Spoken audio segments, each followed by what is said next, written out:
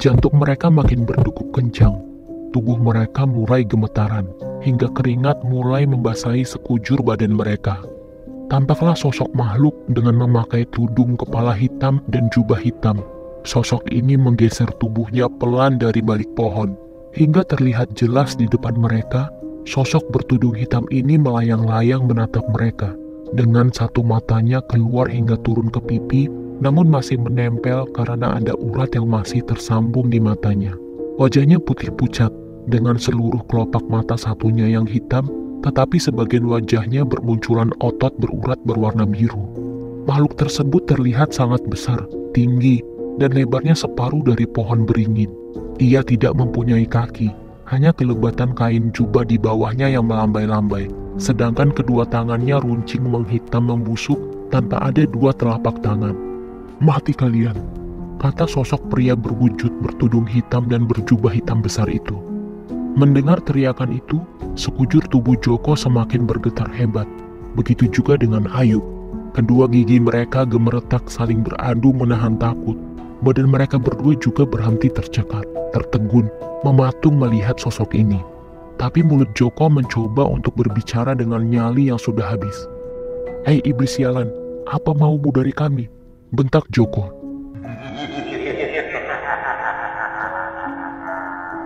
"Aku arep mangan kowe kabeh dek kene," jawab sosok tersebut dengan suara menggelegar keras. "Alam kita beda, kami bukan makananmu," bentak Joko yang makin berani. "Menengo kowe," bentak sosok di depan mereka. Joko sendiri yang membantah pun tiba-tiba tubuhnya terangkat perlahan. Loh, kenapa ini Yuk? Tolong, tolong, tolong." Saat itu juga tubuh Joko sudah terangkat. Kini tubuhnya tertarik perlahan ke arah sosok itu.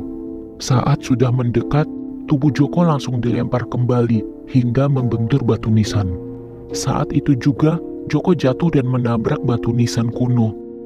Dalam posisi tubuhnya yang tergeletak, mulutnya kini mengalirkan darah bercampur kelopak bunga. Melihat kejadian ini, Ayub berlari ke tempat Joko tersungkur sambil memegangi kepalanya.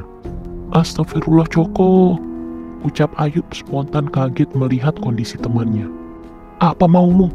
bentak Ayub dengan berjongkok dan menoleh memandangi sosok itu sendirian.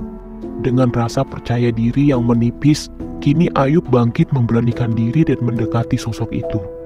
Saat wajah mereka berhadapan agak jauh, Ayub pun mulai berdoa. Ia berkomat-kamit dengan kencang. Kegiatannya didasari dengan perasaan penuh emosi dan benci. Namun ketika mantra baru dirapal setengah jalan, tubuh Ayub mulai terangkat terlentang perlahan hingga sampai jarak 1 meter dari tanah. Saat itu juga, Ayub yang panik meronta-ronta dan menghentikan merapal mantranya. Seketika tubuh Ayub yang berjarak 1 meter dari tanah langsung terpental dengan cepat, sampai tubuhnya berbenturan dengan pagar batu di makam keramat. Malam itu juga, Ayub memuntahkan darah segarnya bercampur kelopak bunga.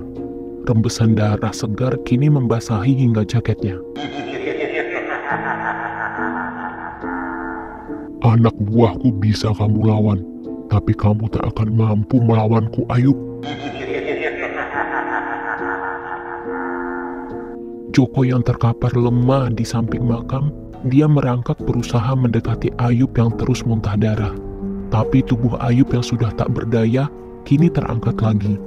Perlahan tubuh Ayub naik melayang menuju sosok pria berjubah itu. Sadar tubuhnya sedang ditarik sosok berjubah hitam, dengan sisa tenaganya, Ayub meronta-ronta meraih benda di sekitarnya untuk bertahan agar tidak tertarik. Melihat temannya yang tertarik, Joko dengan kondisi tubuh yang lemas menggapai kaki Ayub dan menariknya dengan sekuat tenaga. Hingga kaki Joko pun ikut terseret. Kini Joko pun hanya berteriak, "Allahu Akbar," berulang-ulang dengan keras. Sambil berteriak menyebut nama yang kuasa dengan suara keras, Joko yang sudah memegangi kedua kaki Ayub menariknya kembali dengan sekuat tenaga. Hingga di tengah-tengah teriakannya menyebut asma Allah, mereka berdua kembali terlempar sampai mengenai pagar batu. Joko yang masih mempunyai tenaga meski sudah berdarah-darah, bergegas dengan merangkak menuju tempat Ayub yang sudah terkapar. Tanpa tawar-menawar lagi, Joko langsung menyeret Ayub keluar dari makam. Ayub yang sudah diseret Joko sampai di pinggir motor berhenti sebentar. "Yub, sadar," pinta Joko dengan cepat. Mata Ayub mulai sedikit terbuka, tapi tubuhnya sudah sangat lemas. Dengan sisa-sisa tenaga, Joko membantu Ayub untuk berdiri dengan cepat dan mendudukannya di jok belakang. Begitu juga dengan Joko, ia langsung menaiki motor dan membawa sepeda motornya pulang ke posko. Waktu di atas motor, Ayub mulai batuk hingga muntah darah kembali, tapi tangannya tetap memegangi barang belanjaan. Joko saat itu juga mengendarai motor tidak stabil. Ayub terus komat-kamit tidak jelas, sedang pandangan dan tenaga Joko juga mulai habis hingga jalan motornya meliuk-liuk sempoyongan. Joko tetap bertahan sebab posko sudah dekat. Sampai di depan halaman posko, Joko dan Ayub sudah tidak tahan dengan kondisi fisiknya. Belum sampai Joko memarkirkan motornya, motor dan mereka roboh, dan seketika mereka juga tak sadarkan diri. Kaki dan tubuh mereka sebagian tertindih oleh motor dan sebagian barang bawaan. Mendengar suara yang cukup keras dan aneh di depan posko, Agustin yang sudah bangun terlebih dahulu keluar dan melihat dari bilik pintu apa yang terjadi di halaman posko. Setelah memastikan bahwa di halaman itu adalah kedua temannya, Agustin dengan cepat membuka pintu. "Astaga, Joko, Ayub!" teriak Agustin histeris sambil meneteskan air matanya.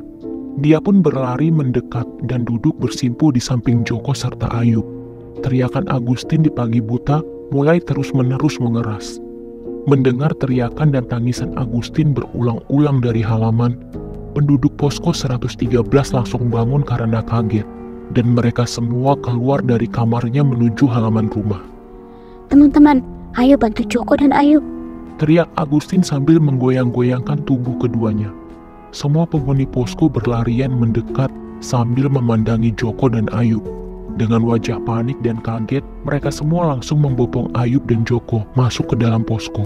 Sementara Bahdim dengan sigap langsung pamit ke rekan-rekannya untuk menjemput Abah. Melihat Joko dan Ayub pingsan di ruang tengah, Indah kembali meneteskan air mata. Begitu juga Rere, Pipit, serta Agustin. Rian yang masih belum pulih tidur di samping mereka. "Apalagi ini, ya Allah!" seru Indah dalam tangisnya. "Rosa sudah tiada, Roni hilang entah kemana. Masa Ayub dan Joko pun akan meninggalkan kita semua?" ucap Indah sambil menangis. Sudah, ndak. Jangan bicara ngawur. Kita tunggu saja Abah. Pipit tolong ambilkan kain dan air untuk membersihkan darah mereka, pinta Agustin. Ketika Pipit baru membuka pintu dapur, kelebatan bayangan hitam tiba-tiba menabrak piring yang berada di rak dapur. Piring pun berjatuhan dan pecah. Pipit berhenti sejenak mengamati apa yang selanjutnya terjadi. "Astagfirullah, kok aneh ya?" gumam Pipit. Pipit melanjutkan berjalan pelan-pelan menuju dapur sambil tengok ke kanan dan ke kiri. Setelah kain dan air ia dapat, Pipit langsung lari kecil kembali ke ruang tengah dan memberikan kepada Agustin. Tubuh Ayub dan Joko dibersihkan seketika. Tak lama kemudian Bahdim dan Abah tiba. Abah dengan tergesa-gesa masuk ke dalam rumah. Ia mendapati Ayub dan Joko masih pingsan. Spontan Abah berbicara dengan sedikit marah. "Ono apa menaikin, Du?" tanya Abah dengan sedih dan kaget. "Niki Mbah, Ayub kali Joko mantun blonjo. Ujuk-ujuk pingsan, kalian muntah getih dan latar," jawab Agustin sambil mengelap air matanya. Loh, kok iso yo sampai koyo ngene?" gerutu Abah. "Tolong obati teman-teman saya, Bah," pinta Bahdim yang sudah berdiri di belakang Abah. Iyo le, sabar dhisik yo," jawab Abah sambil memikirkan cara untuk mengobati mereka berdua. Abah langsung duduk bersimpuh di sebelah Joko. Kedua tangannya menengadah ke atas, mulutnya komat-kamit memanjatkan doa. Kira-kira sekitar 1 jam lamanya beliau berdoa dengan suara yang lirih. Selesai berdoa, beliau menempelkan tangannya sebelah kanan. Telapak tangan itu diletakkan di kening Joko sambil melanjutkan berkomat-kamit. "Waras!"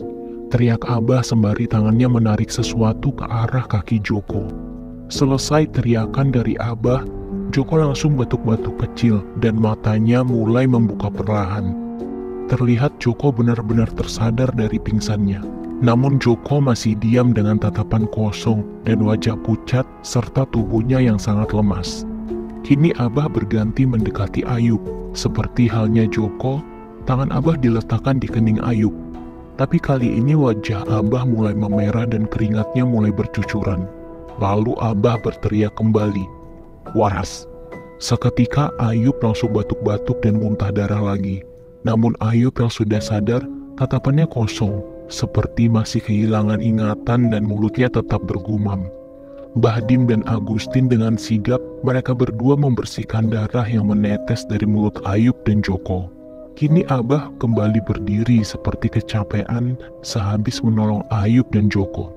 Dengan tatapan iba beliau memandang kedua anak itu. Kenapa dengan Ayub dan Joko, Bah? Tanya Indah sambil terus meneteskan air mata. Kelihatannya Mas Ayub sama Mas Joko mau diambil penghuni makam keramat. Sebab kelihatannya ada yang pernah tidak sopan dari kelompok kalian sama pemakaman itu. Jelas Abah. Roni? Iya, Roni, Bah. Masa gara-gara Roni dulu pernah menduduki batu nisan di makam keramat itu, Bah? Sahut Agustin. Loh, pernah sampai seperti itu, Mbak? Tanya Abah. Iya, Bah. Jawab Indah. Itu bisa jadi perkara, Mbak. Biasanya penghuni makam keramat menaruh dendam sama kalian semua, khususnya Mas Roni, sama teman-temannya yang pernah ikut bersikap tidak sopan di makam keramat. Jelas Abah. Terus bagaimana ini, Bah? Soalnya waktu itu semua teman-teman satu kelompok ini ikut ke makam sama Roni. Tanya Agustin yang mulai semakin khawatir. Sudah, sekarang teman kalian ini diurus dulu dan disuruh istirahat. Nanti kalau semua urusan sama penghuni makam keramat, biar Abah selesaikan dengan warga. Kandas Abah. Tapi rumah ini tak bagari dulu ya, Mbak, Mas, biar tidak ada yang ganggu dan datangi kalian lagi. Jelas Abah kembali. Abah meminta Bahdim untuk menemani beliau memagari rumah. Sekian lama Abah komat kamit sambil berjalan menabur garam ke sekeliling rumah. Selesai memagari, Abah pun pamit pulang dan diantar oleh Bahdim. Hari itu menjadi hari yang tragis, menjadikan penduduk posko sering di rumah. Hari terus berjalan.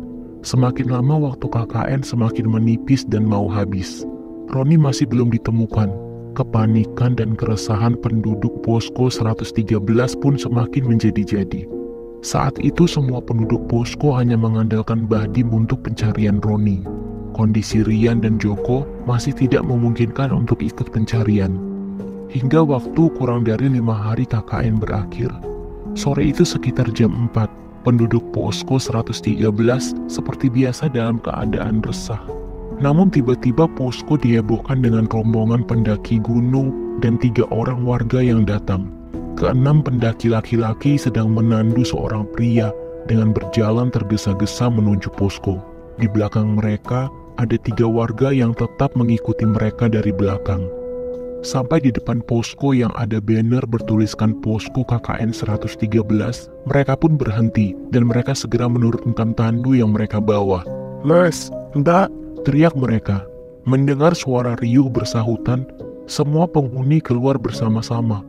Mereka semua melihat 6 pendaki gunung dan 3 warga memandangi isi tandu tersebut. Ayub yang pertama kali mendekat, disusul dengan Agustin dan kawan-kawan yang lainnya. "Loh, itu Roni! Ron!" kata Ayub dengan kaget dan tiada jawaban dari Roni. Roni hanya memandangi teman-temannya dengan tatapan sayu. "Mas, tolong langsung dibawa masuk ke dalam saja," pinta Ayub. Seketika itu juga, Roni ditandu kembali dan dibawa masuk bersama-sama. Ia pun langsung ditidurkan di ruang tengah. Keadaan Roni sore itu sangat memprihatinkan. Tubuh Roni sangat kurus, bibirnya pucat dan pecah-pecah hingga sedikit darahnya keluar juga. Pakaian yang ia kenakan sama seperti waktu terakhir ia pergi dari posko.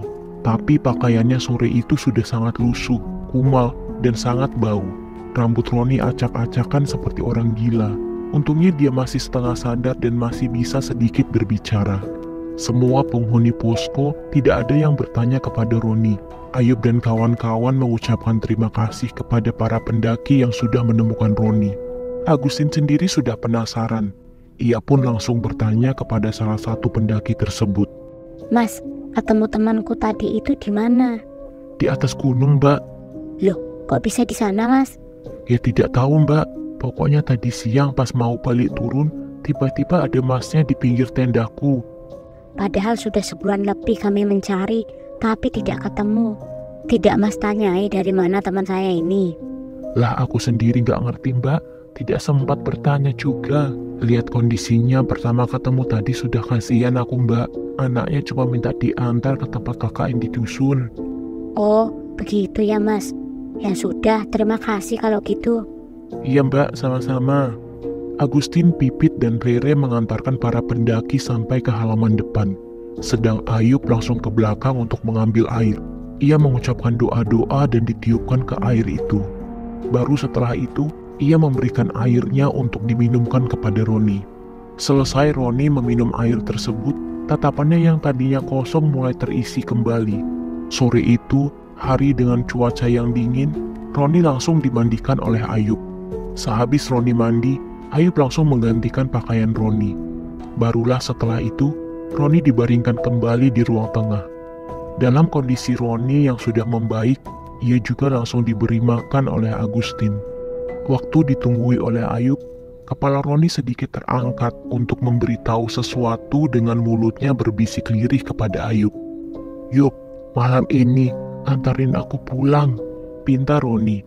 "Loh, kamu kan baru datang, tubuhmu juga masih sakit gini, Ron. Mending istirahat dulu saja," jelas Ayub. "Sudah, pokoknya aku minta antar pulang malam ini juga, daripada aku mati di sini. Tapi aku minta tolong jangan bilang siapa-siapa, cukup kamu saja yang tahu sama anak posku ini." "Sebenarnya ada apa, Toron? Kamu kenapa? Dari mana saja kamu selama ini?" "Aku tidak bisa cerita sekarang, Yuk. Kalau kamu ingin aku hidup, habis ini pokoknya antar aku pulang," paksa Roni dengan serius. "Ya sudahlah, sekarang tidur dulu, nanti malam tak antarkan pulang," sambung Ayub. Sore menjelang malam, suasana posko 113 semakin tidak kondusif. Sekitar jam 7 malam, rumah yang ditempati peserta KKN mulai aneh. Bunyi-bunyi kayu tiang penyangga rumah mulai berderit, seakan-akan rumah tersebut mau roboh. Seketika itu juga, bau-bau anyir, busuk, dan amis mulai melanda kembali seisi rumah. Roni yang baru pulang pun semakin gelisah. Ia panik sampai keringat dingin mulai bercucuran di kepalanya. Di tangan kirinya pun, Roni mulai terasa ada yang tersayat hingga tiba-tiba keluar darah. Semakin lama kejadian di posko semakin menjadi-jadi, membuat Roni semakin ketakutan. Merasakan semua itu, Roni kembali memanggil Ayub yang berada di ruang tamu. "Yuk, tolong kesini sebentar," pinta Roni. "Ya Ron, ada apa lagi?" jawab Ayub yang mulai beranjak berdiri dan mendekati Roni. "Yuk, rumah ini tambah aneh. Kamu ngerasa apa enggak?" "Iya Ron, aku juga ngerasa. Terus maumu gimana?" "Sekarang aja yuk, cepet antar aku pulang." "Kamu nggak apa-apa emang ya Ron? Tubuhmu masih lemas gini loh." "Sudahlah yuk, daripada aku mati lama-lama di sini. Cepetan yuk," paksa Roni dengan panik. Dengan permintaan Roni yang sangat memaksa dan merengek berulang kali, akhirnya Ayub pun luluh. Malam itu sekitar jam 7 lebih, Ayub pun bersiap pergi mengantar Roni pulang. Posisi saat itu, Ayub sangat kebingungan untuk mengantar Roni dengan kondisinya yang sedemikian rumit. Bahadim sendiri, anggota yang paling sehat dan memungkinkan mengantar Roni belum juga kembali. Singkat cerita, Ayub pun bersiasat dengan akalnya. Di saat membonceng Roni dan dibantu teman-teman satu posko, tubuh Roni diikat seutas kain dengan tubuh Ayub, sampai ikatan itu membuat Ayub merasakan sesak di dadanya. Roni sendiri tetap tak menghiraukan kondisinya. Yang ada dalam pikirannya hanya pulang. Setelah menatap posisi mereka dengan sedemikian rupa di atas motor, Ayub di jam 8 malam mulai keluar dari posko dengan mengendarai motor. Mulai keluar posko, Ayub tak henti-hentinya berkomat-kamit membaca mantra. Perjalanan panjang dimulai dengan menyusuri jalan dusun yang sepi, dingin, dan gelap. Mereka melewati makam keramat dan sungai dengan aman. Tapi sewaktu di atas gunung pertama, tepatnya di jalan yang menurun, ada hal aneh yang terjadi. Tiba-tiba ada pohon yang sangat besar roboh di depan mereka. Seketika Ayub menghentikan motornya. Ayub yang sedari tadi berkomat-kamit, kini berhenti sejenak untuk mengamati pohon itu di depannya. Ayub sendiri merasa janggal malam itu dengan pohon tersebut. Kini Ayub yang sudah berhenti di depan pohon yang roboh itu mulai membaca doa yang ia bisa sambil memandangi pohon yang menghalanginya. Lama-kelamaan, pohon itu berubah menjadi ular yang sangat besar. Dan tadinya ular itu hanya diam, kini bergerak pelan masuk ke dalam hutan. Ayub kembali melanjutkan motornya menyusuri jalan menurun di hutan. Tapi kini yang terlihat di samping kanan kirinya berganti dengan bawono. Semua bawono kini berjajar memanjang di kanan dan kiri jalan. Bau busuk daun dan pohon serta anyir darah mulai menyelimuti jalanan di tengah hutan. Detak jantung mereka terpacu lebih cepat dan keringat pun mulai keluar. Mati ini kalau modelnya kayak gini, Ron. Iya, Yub, butuhnya pada datang semua ini. Terus gimana ini, Yub? Nggak tahu, Ron. Berdoa sajalah. Iya, Yub. Sambil komat kamit, mereka memacu kendaraan dengan cepat. Namun baru saja Ayub menggeber motor Ayub menabrak sesuatu. Selesai benturan keras, motor Ayub berjalan nyelonong tak terkendali hingga ke samping jalan, sampai mereka berdua terperosok masuk ke dalam jurang. Motor mereka tersangkut di sebuah pohon, sedang Ayub dan Roni bergelantungan di sebuah akar pohon yang sangat besar. Sadar akan kondisinya yang sudah genting, Ayub berteriak minta tolong. Teriak Ayub mengeras terus-menerus tiada henti. Seketika itu juga bau anyir darah begitu cepat menusuk hidung mereka. Begitu juga udara yang semakin dingin membuat nyali dan harapan hidup mereka semakin tipis. Derap langkah bawono yang khas mulai mendekati mereka, hingga suara tawanya pun terdengar semakin mendekat. Seketika itu terdengar sebuah suara. Kowe nggak bakal selamat, mati kowe. Terlihat sesosok buto ireng dengan tubuh menjulang ke langit berjalan mendekat. Tangannya bergerak pelan mau menggapai tubuh Ayub dan Roni. Tiba-tiba sosok tangan buto ireng itu menghilang bersama para pengikutnya yang lain. Sampai di sekitar mereka, suara dan baunya pun menghilang semua. Kini berganti dengan uluran tangan sesosok manusia kepada Ayub. Dia menarik tubuh Ayub dan Roni, menyeret keduanya hingga ke tanah lapang. Begitu juga dengan motornya, orang itu menariknya dari jurang dan menyalakannya. Setelah motor tersebut menyala, motor tersebut diberikan kepada Ayub. Sosok itu mengenakan topi caping dengan wajah yang ditutupi. Ia juga tidak berbicara sepatah kata pun. Jadi Ayub dan Roni sendiri tidak tahu siapa yang membantunya malam-malam begini di tengah hutan. Tidak berpikir lama, mereka yang sudah dibantu hingga bisa naik motor berdua mulai bersiap melanjutkan perjalanan. Sosok itu hanya menunjuk sebuah arah jalan keluar dari hutan ini. Ayub hanya bisa berdoa dan memacu motornya kembali dengan pelan, sebab kondisinya sehabis jatuh ke jurang membuat tubuhnya sakit semua. Mereka berdua terus menyusuri jalan yang menurun di gunung mencekam itu, hingga akhirnya mereka sampai di gunung kedua. Ayub kembali menghentikan motor, karena jalanan di depannya terbelah menjadi 3. Padahal seingatnya, jalan ini adalah satu-satunya, dan tidak ada cabang jalan lain. Kali ini Ayub kembali melantunkan doanya dengan cukup lama, hingga setelah beberapa jam, jalan yang di depannya perlahan kembali menjadi satu. Dirasa sudah aman, Ayub pun kembali melanjutkan perjalanan, hingga akhirnya mereka benar-benar keluar dari dusun tersebut. Tidak terasa mereka akhirnya bisa sampai di kantor kecamatan. Mereka sampai sekitar jam 5 pagi. Perjalanan yang sebenarnya dekat menjadi jauh dikarenakan gangguan yang luar biasa yang mereka alami. Akhirnya pagi pun menjelang. Sejenak mereka bersih-bersih dan istirahat sebentar di samping kantor kecamatan. Barulah setelah 2 jam kemudian, mereka pergi ke terminal kecil yang sudah mulai ramai. Tak lupa Ayub menitipkan motor terlebih dahulu di terminal. Barulah dari sini Ayub kembali membopong Roni, membawanya ke dalam bus dan mengantarkannya pulang. Setelah malamnya Roni pulang diantarkan oleh Ayub, kondisi posko mulai kembali normal. Deritan rumah kayu dan bau anyir darah mulai menghilang secara perlahan. Semua anggota KKN 113 pun semakin tenang. Tapi untuk Indah sendiri masih sering termenung sendirian di kamar. Ia masih tidak terima kehilangan sahabat karibnya. Keesokan paginya, Abah mendatangi posko Ayub. Setelah tadi malam mendapat kabar dari warga dusun bahwa Roni telah ditemukan.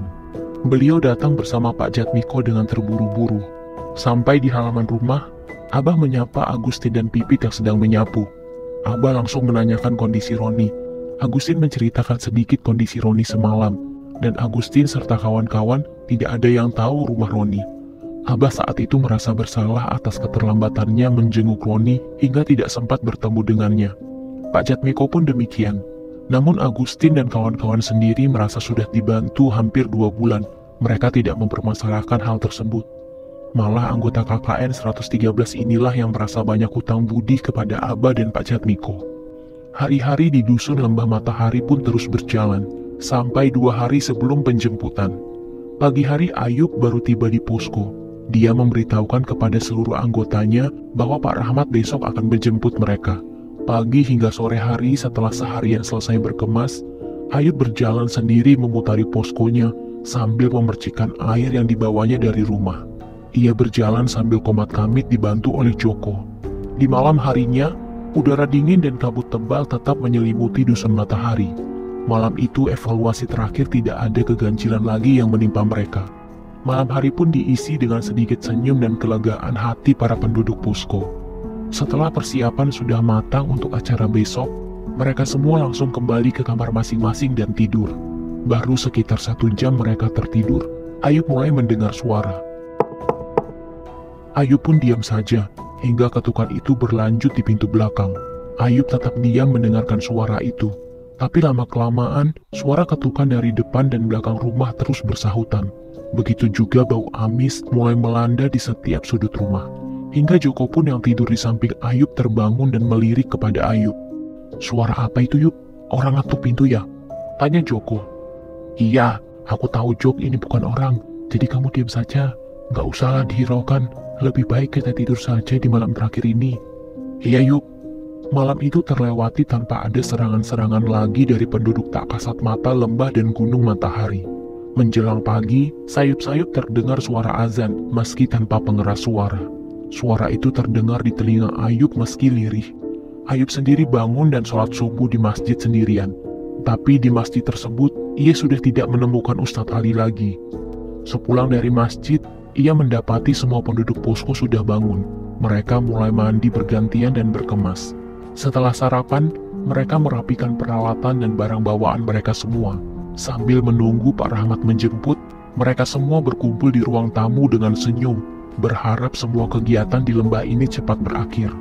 Sekitar jam 8 pagi, Pak Rahmat datang dengan Pak Jatmiko menuju posko. Senyum bahagia terpancar dari rona wajahnya. Beliau duduk sejenak di ruang tamu bersama dengan Pak Jatmiko. "Gimana kabar semuanya?" "Alhamdulillah baik, Pak." "Semuanya sudah siap?" tanya Pak Rahmat kembali. Sudah Pak, sudah siap semua. Jawab mereka bersamaan. Seketika Pak Rahmat memandangi anggota kelompok 113 sejenak. Dengan pandangan cepat, Pak Rahmat menghitung jumlah mahasiswa binaannya itu. "Loh, kok cuma 8? Satunya mana?" "Kemarin lusa Roni sudah pulang duluan, soalnya dia sakit," jawab Ayub singkat.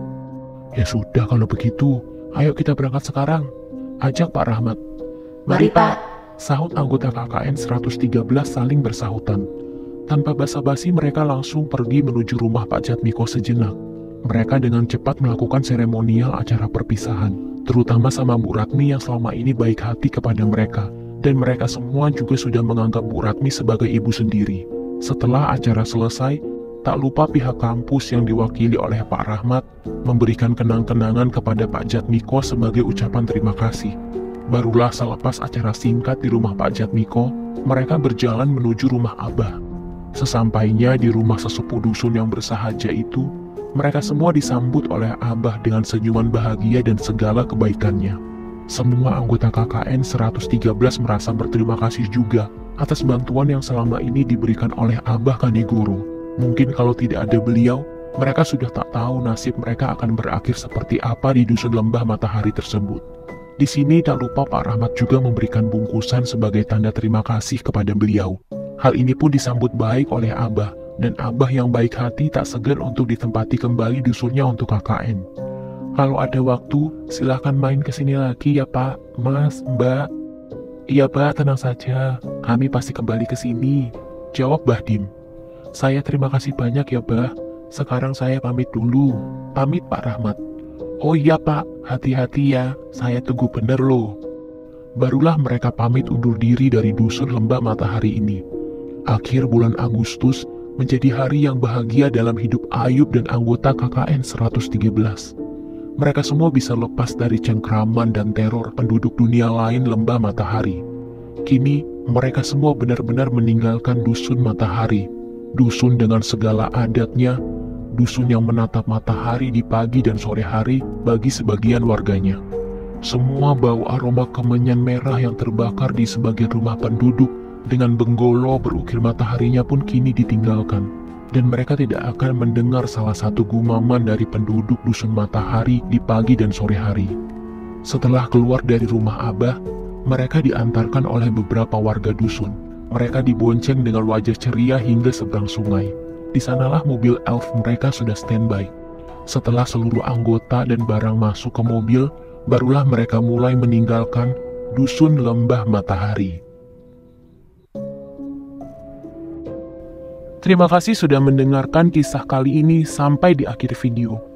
Nantikan kelanjutan kisah ini di part selanjutnya. Sampai jumpa.